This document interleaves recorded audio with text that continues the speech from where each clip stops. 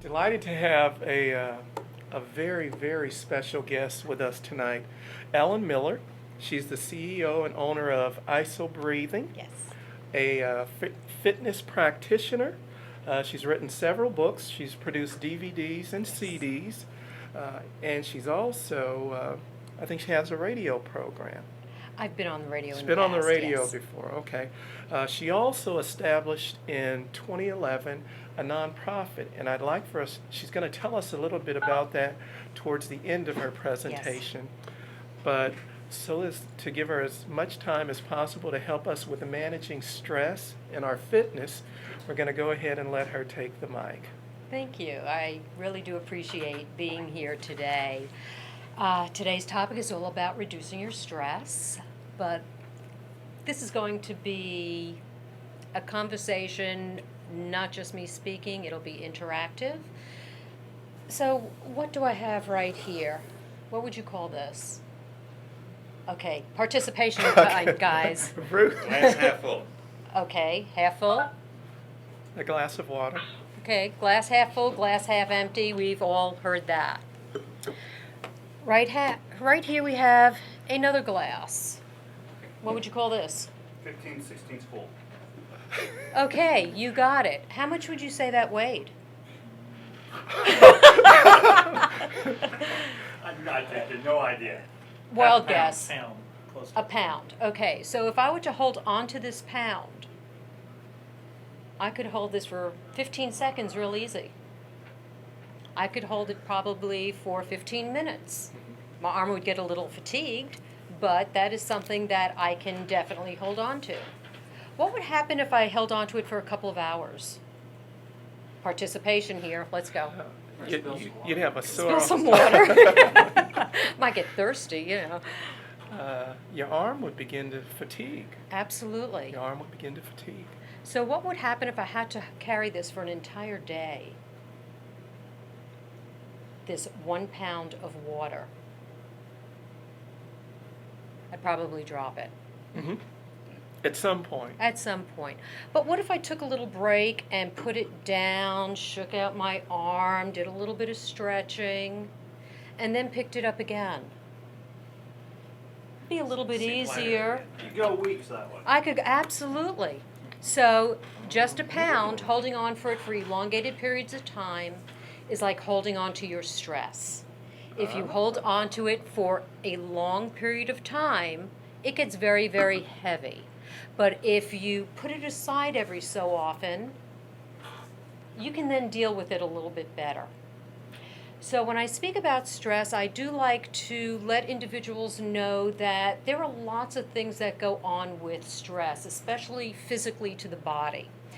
People end up becoming depressed. They end up high blood pressure.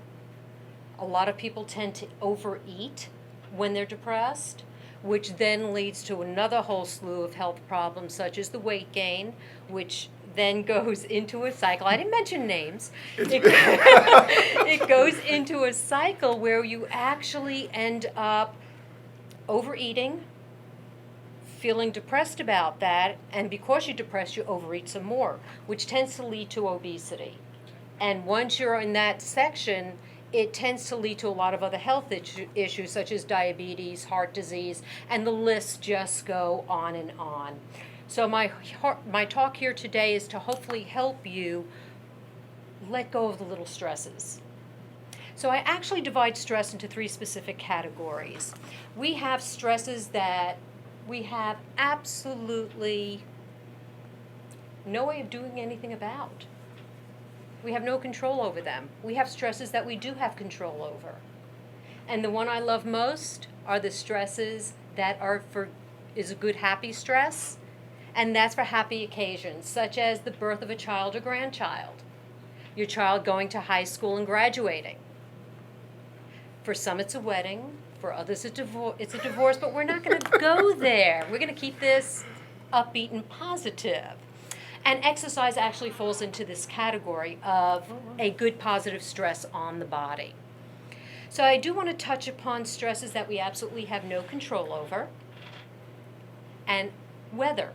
we have absolutely no control over the weather or natural disasters.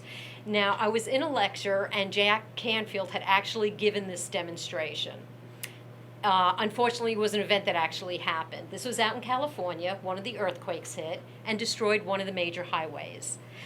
And with that, they ended up having to, the individuals trying to get to work or wherever had to go on the side streets and side roads. So everything was totally standstill. Now, if you've ever driven in LA on the highways, most of the time it's gridlock anyway, but this was worse. So they sent a TV crew out. And with this TV crew, they ran up to people in their cars, knocked on the window, and said, "Hello, we are from such and such station. We're just interviewing individuals to see how you're handling this gridlock." So they knock on one window, and woman rolls it down. She's got her phone in one hand, computer on her lap, and paper spread out all over the seat. She rolls the window down. They introduce themselves. We're from such and such station, and we are just trying to find out how you feel about this gridlock. She goes, "What does it look like? I'm on the phone, I'm on the computer, I got papers over here, I've got to be at the office, I've got meetings I have to get to," and she was going on, and the crew wanted to back away slowly, saying, "Thank you very much for your time." I mean, if you've ever felt negative vibrations, they felt negative vibrations. So they go to the next window, knock on it, and this gentleman rolls down his window with a big smile on his face, and they go, "We're from such and such station, and we're interviewing individuals on how they feel about this gridlock. You have a smile on your face. What's going on?" So he goes, "Look, you've got to understand. I knew there was going to be gridlock. I went to the library yesterday, and I purchased some books on tape. I want to learn a new language. I brought extra snacks with me. I've got extra water with me. And to top it off, I called my boss this morning, and I told him that I'm leaving at such and such time, and I'll get there when I get there." Two totally different answers. So think about it. Is your glass half full, or is it half empty? Another interesting scenario on how you look at life. I'm going to use Katrina as an example, and this is now going to become the Ellen Hour. I lived through Katrina. So, Really? yeah, I Okay. actually ended up evacuating. Okay. I was, category 4, we don't stick around. So we evacuated, and I was gone for actually a month, which meant a month of me not working. The day Katrina hit was the day I was actually supposed to videotape my second DVD.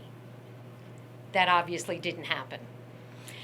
So electricity is turned back on. I go back home with my son because he was in high school, graduating that year, and yes, I wanted him to graduate and come to the house. So I started calling clients. Wanted to know how they were doing. Was there anything I can do to help? My house luckily was just some roof damage and everything that comes along with that. So there was lots of cleanup, lots to keep busy. But depression sets in very easily, especially when you have bills to pay. And so I called up my clients and said, "How is your stress level? Need a session?" But of course, nobody was taking on sessions. So again, I started to think about what could I possibly do to help turn things around, to bring some money in. So I already had one DVD out on the market. And I started to think, what is the largest company that I could possibly get involved in to get my DVDs sold? QVC. So I shot them an email. Of course, they didn't, they said, "Send me your DVD, we'll take a look at it," never heard back. But they had a forum section online. And I went online and, of course, made up a name and said, "Hey, have you guys ever heard of iso breathing? I hear it's a great new weight loss program." And so people started conversation. A couple of days later, I get back online. "I just got my DVD. It's fantastic. I don't know why QVC won't sell it. But compared to this program and this program, this is the direction. Here's the website." I never had so many sales. So again, doing something a little sneaky, yes, but people had to see for themselves. And I actually had a couple of clips on YouTube, so I directed people onto YouTube to become familiar with what I was trying to do. So instead of sitting home and saying, oh, woe is me, what could I possibly do to turn things around? The other thing I started doing was putting out a newsletter online and started conversing with other individuals from other states. And that made a huge difference in keeping the sales going. And they were impressed that I had one DVD, and it was, what are you doing the next? Took my script out, sat there and said, okay, what other possible DVDs could I possibly come up with? And I wrote scripts for 5 DVDs. My son at that point in high school was in the media program. So he asked his instructor if he could take on a project. They filmed my 5 DVDs, which are currently still selling online. Wow. So again, instead of that sitting home and saying, oh my gosh, how am I going to pay bills? Think ahead. What could you possibly do to improve things? Now, when Katrina ended up hitting, the credit card companies were very nice and postponed things for those that lived in the really bad hit areas for a couple of months. But the guy I was renting my studio from did not do that, so I still had to pay rent. But luckily, with going in a few different directions, I was able to, at that point, say, okay, take a negative situation, how can I turn it positive? What else could I possibly do to bring money in? So again, taking a situation I had absolutely no control over, what could I possibly do? So another little thing that ended up happening when we originally evacuated, we ended up going to Houston. I have nothing negative to say about Houston, especially those of you that live there. But that loop that goes all the way around, I wanted to go to a networking meeting because, again, I needed to stay busy and stay involved in the business community. So I was given directions on how to get to one of these meetings. And I get on the loop. Oh, boy. And I went around the loop. And I went around the loop again. And so I finally was able to get off into the city where I was originally staying, could not find the meeting. Meanwhile, it was 3/4 over, and I would not walk into the meeting late. So I get to the hotel, and you want to talk about stress. We had just moved to a new apartment. I didn't have the address with me. I didn't know how to get back. I had no idea where I was, except I knew I stayed at this hotel for a week. So I gave my husband a call, and he was busy with all his administrative meeting stuff from crack of dawn through midnight every single day. So I get him on the phone and go, sweetheart, he goes, this better be real important, I'm busy. I said, honey, this is very important. I don't know where I am, and I don't know where we're living. Tears rolling down my eyes. So yes, I was stressed, but I did do some slow, deep breathing, which we will go into in a minute. And it was just the whole idea of not knowing where I was. Totally new state for me because we were living in Louisiana, new area. Talk about stress. So yes, I do understand when people say they are stressed. I was shaking till I got off the phone with my husband, who was not very nice and tried to rush me off the phone, and I let him know that after. Don't mess with New York. Yeah, that's right. Well, I'm Brooklyn, he's the Bronx, so we're always like that. So anyway, there are ways of taking stresses and turning things around, and slow, deep breathing does work fantastically. So the next stress I want to talk about are stresses that we actually do have control over. And a lot of these stresses, the example I'm going to give you, did actually happen to me and my, at the time, 16-year-old son. Just remember, is your glass half full or is it half empty? Because this situation could have gone either direction. Being a New Yorker, he was not getting his license till he was 16. That was it. The law was laid. So he finally gets his license, and he became my best buddy. Mom, do you need anything at the store? So I said, yes, sweetheart, of course. Here's $5. Go get a gallon of milk. So the kid drinks milk every day. He knows we get the large one, and he knows he drinks skim milk. So that was good. Sweet kid. He gets to the store on the cell phone. He calls me, Mom, I got to the store safe. I mean, can't beat that. He then lets me know when he's leaving. He comes home and puts 32 cents on the table. I said, okay. What else did you get with the milk? He goes, nothing, just the milk. So I thought about it and I said, okay, 2 different scenarios. I can yell and scream at him and get upset, saying, why did you spend so much money on a gallon of milk? Or I could have said, sweetheart, which is what I did, you keep the change. Next time you go to the store, look at some prices. So it was an education on both sides.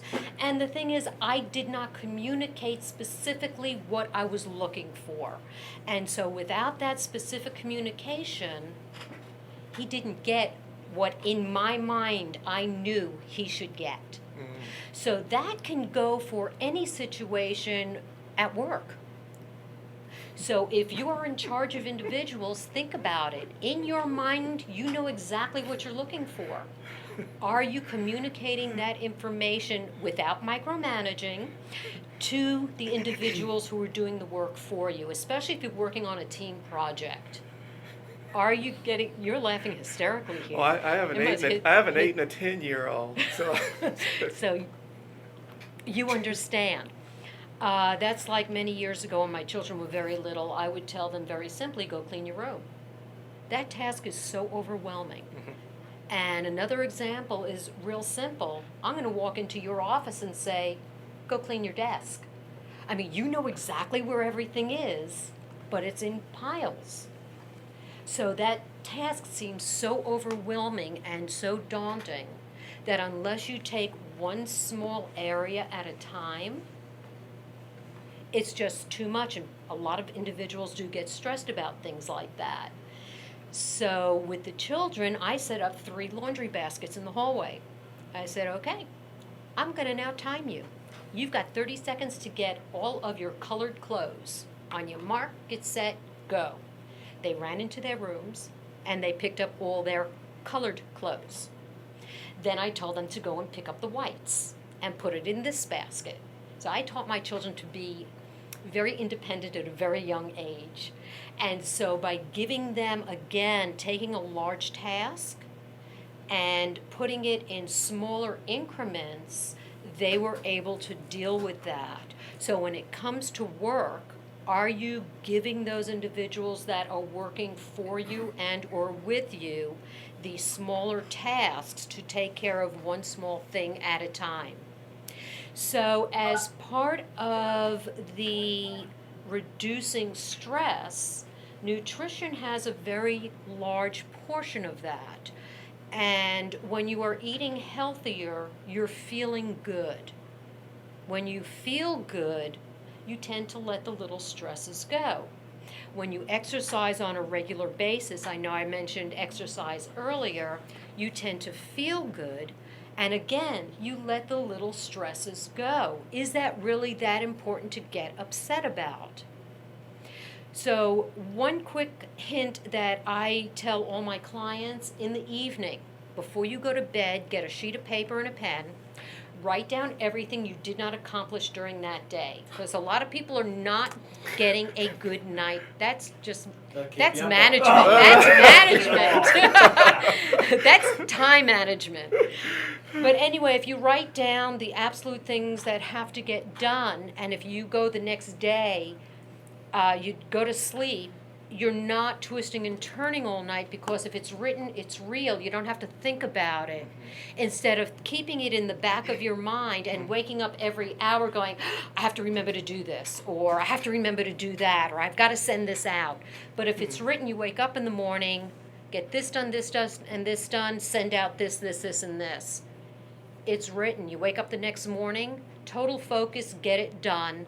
And again, that's another whole topic where I could get more done in a half day than I used to in a full week. See, I did something like that when I was in graduate school. My run time, and I ran 6 days a week, Mm-hmm. was 11 o'clock at night. I would run from 11 till midnight, and it gave me a chance to work through the day what I had done, Absolutely. get everything out, sweat it out as well.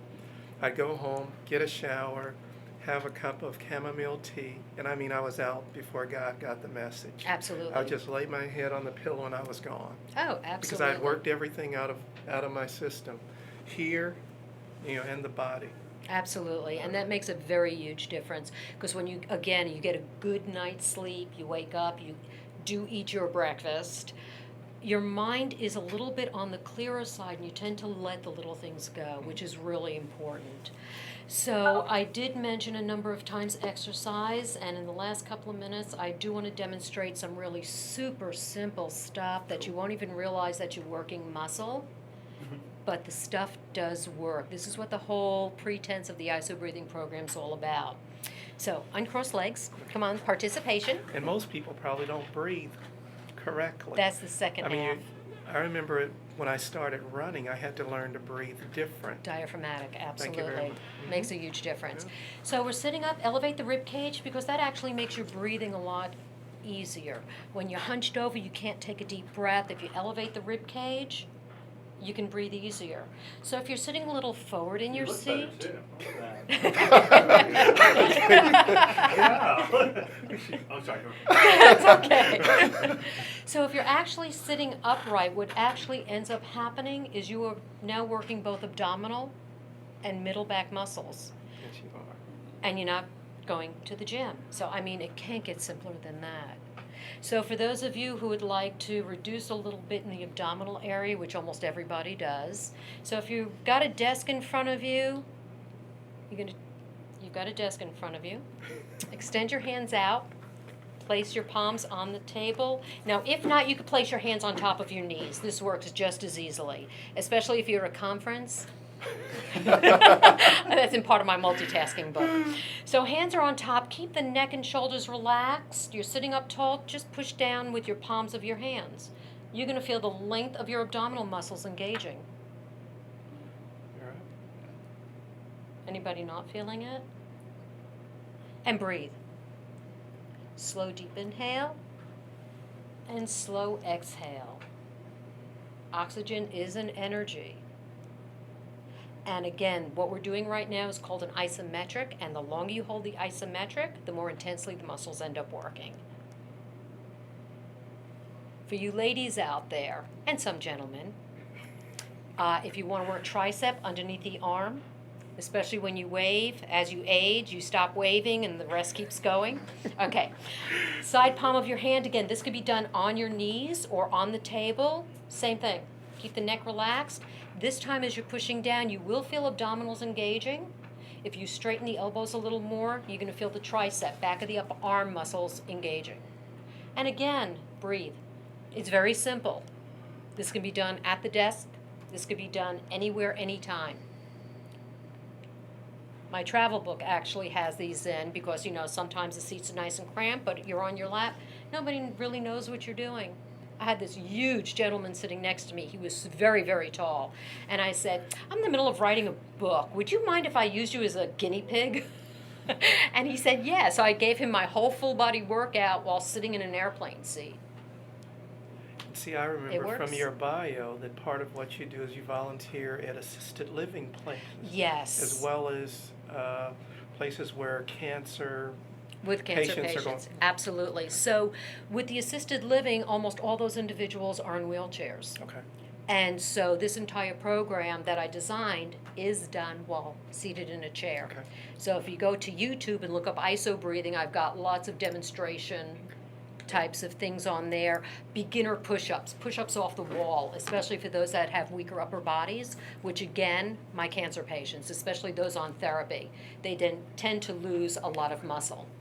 And so being up there and arms up against the wall, and then just slowly bringing your nose to the wall and coming back. You're literally standing shoulder distance, arms a shoulder width apart, and then there's ways of increasing that intensity. Still using the wall and then onto a countertop and then eventually down onto the floor. And then again, I've got clients who don't want to get down onto the floor. So again, slow, deep breathing, I mentioned that a number of times. Keeping the rib cage elevated, just slow inhales and slow exhales. You are actually relaxing the body. I actually have a CD that I'm going to give all of you after that are here. I don't know how many are going to watch it. I've only got so many copies. And it's a total body relaxation, starting with the forehead and just going all the way down the Wow. body. My cancer patients love it because it does help them fall asleep at night. Now, the other thing that does reduce stress is hobbies. What else are you possibly doing, or what can you possibly do? Volunteering. When you volunteer, you're not thinking about yourself, you're thinking about someone else. So again, you're putting those stresses that we're holding, we're putting it down and putting it on the back burner for a while. Because the focus is off The focus is self. off yourself, you're focusing on somebody else and what their needs are. Any questions? I probably need to have you start. Remember, I wanted you to talk about an initiative that yes. you have going on. Passing the Hat is actually a program I started in 2011 where I teach cancer patients, survivors, and supporters to knit hats using looms. And these hats are given to patients who are currently on chemotherapy, and that includes both children and adults. So on October 25th, the Dallas Mavericks are being extremely generous. They have a Texas oncology patient who is going to throw out the game ball. And between now and that game, anybody that goes down to the airline center that would like to purchase a ticket, if you hand them a skein of yarn, which is a ball of yarn, they will take $10 off of your ticket price, starting at the $17 level. So my goal is to fill that stadium. So if you're not a fan and don't want to go to the game, you're welcome to go down and just drop off yarn, or pass this information on to somebody who is a Mavericks fan and have them go to the game on Friday, the 25th of October at 7 p.m. I'll be there. Please rise and recite with me the four-way test. There, it's right back there. Thank you. Of the things we think, say, and do, first, Is it the truth? second, Is it fair to all concerned? third, Will it build goodwill and better friendships? and fourth. Will it be beneficial to all concerned? The meeting is now adjourned.